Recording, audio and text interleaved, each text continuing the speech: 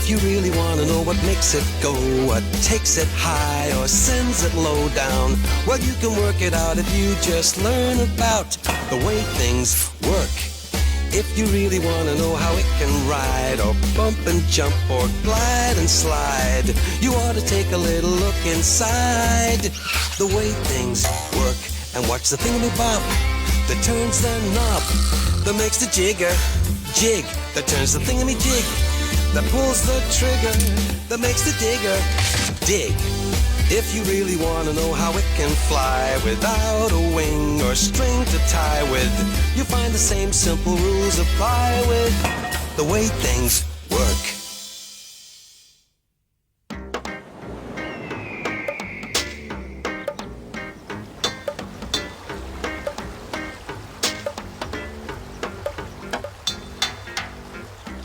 It was a long, hot summer on Mammoth Island, which meant the fish were hiding and the mammoths were smelling.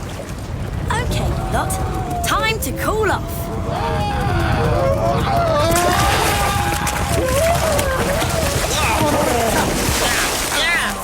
Find somewhere else to play. You spoiled our picnic. So, this is where you two got to. It's your turn to clean the mammoths. No way. You know how dangerous that is?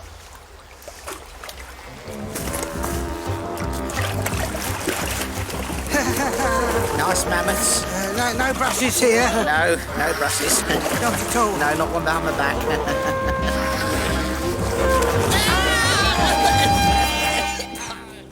As the long, hot summer progressed, even I had noticed the ever-increasing stench of the mammoths and agreed with Olive that it was time to try and do something about grooming them. But this was not an easy task. In fact, it was one that would need a lot of ingenuity. What's all this for, then?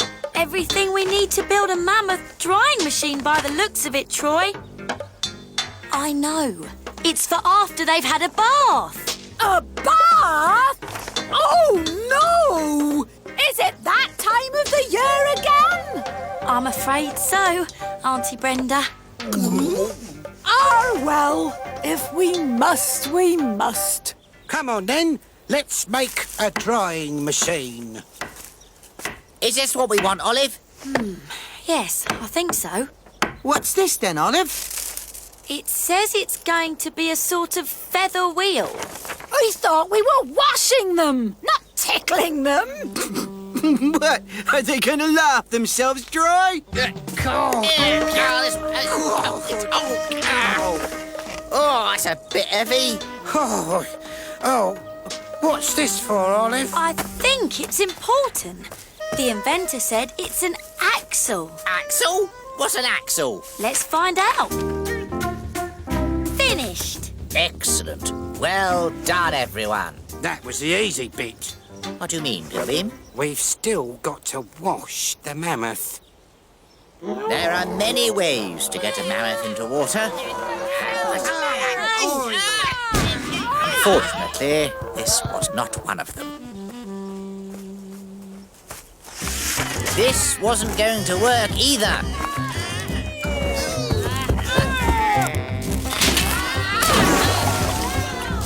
But all was not lost.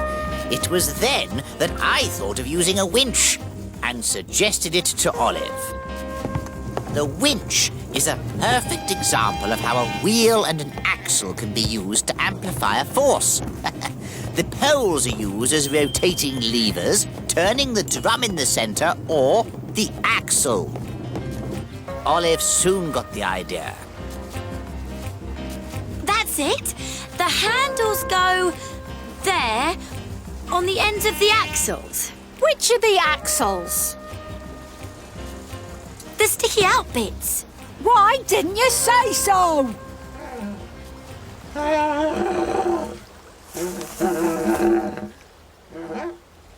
Ready? Ready! Now!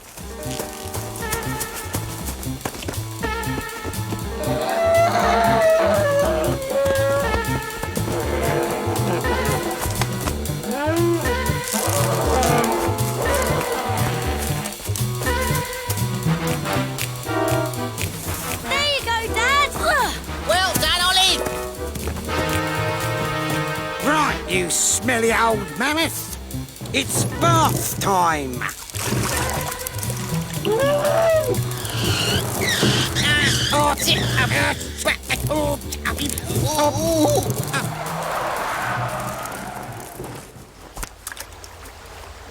That might work, Olive. Watch how the ends of the poles move in large circles.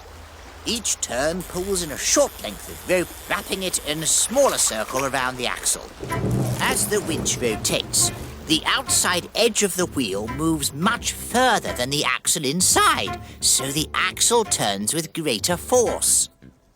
It's the same principle as the screwdriver, really. Oh, right. The handle of the screwdriver is much bigger than the blade. It makes it easier to hold and increases the force that turns the screw.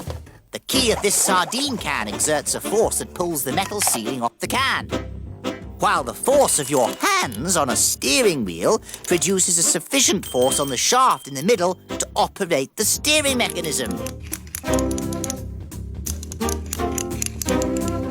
The use of water was one of the first ways of harnessing power, you know, Olive. The force of the water flowing along the river is magnified through the axle, powering this shaft, which, through a system of gears and cogs, is used to turn the stones to grind corn. Or, in this case, to power a generator, which in turn powers a water pump, which pumps water to...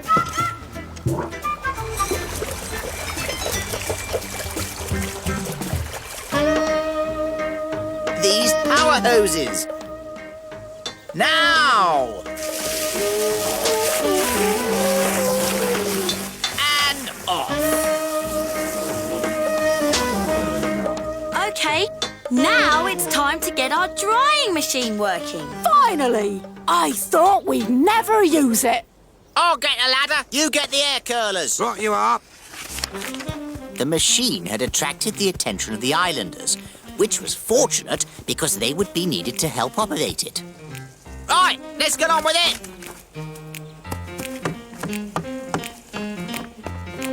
I don't know. I'm a skilled worker, not a hairdresser's assistant.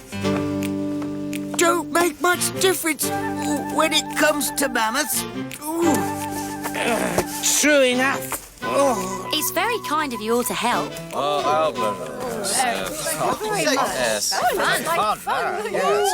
up at the front. You all know what to do? Yes. Well, do it then. Hurry up at the front.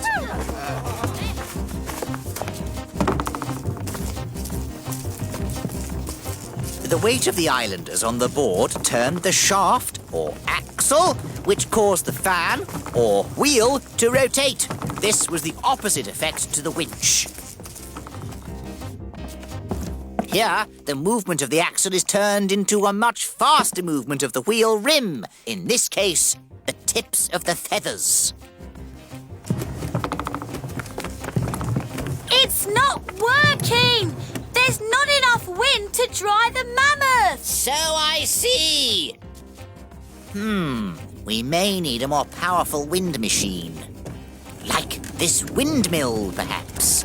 A windmill works rather like a watermill. The big sails here are blown by the wind and rotate like a big wheel. The power is carried through this axle to a brake wheel and then through a system of gears to rotate these grindstones and grind the corn.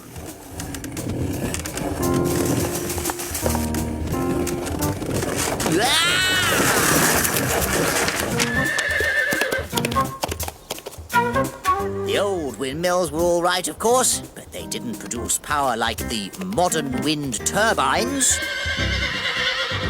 which are used to convert wind power into electricity. That powers things like this hairdryer. In a wind turbine, these huge blades are shaped like wings, which helps them to capture as much of the power of the wind as possible.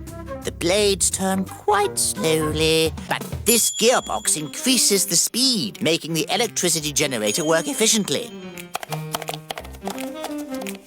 But for some real power, what you need is a hydroelectric plant.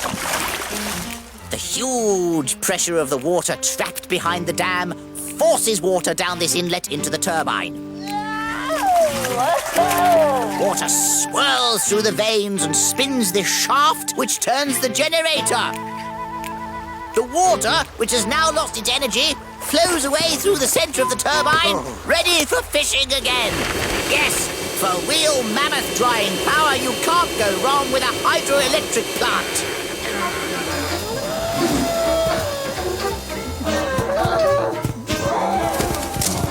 There he is, Pilbeam, back with all his mammoth friends. Yeah, they're not being very nice to him. Why's that? Well, he does look a bit funny, as mammoths go. Maybe he smells different. Probably. Oi! Come back! Good boy, come here. Stop that at once! And after all that hard work we done getting him clean. Don't grind your teeth, Pilbeam. Oh, wish I hadn't now, Frank. It's giving me toothache. Talking of toothaches, a dentist's high-speed drill is propelled by compressed air coming down here, driving these turbine blades, using the principle of a wheel and axle, to drive this drill bit. Surprisingly, Pilbeam's toothache disappeared before I was able to give him a practical demonstration.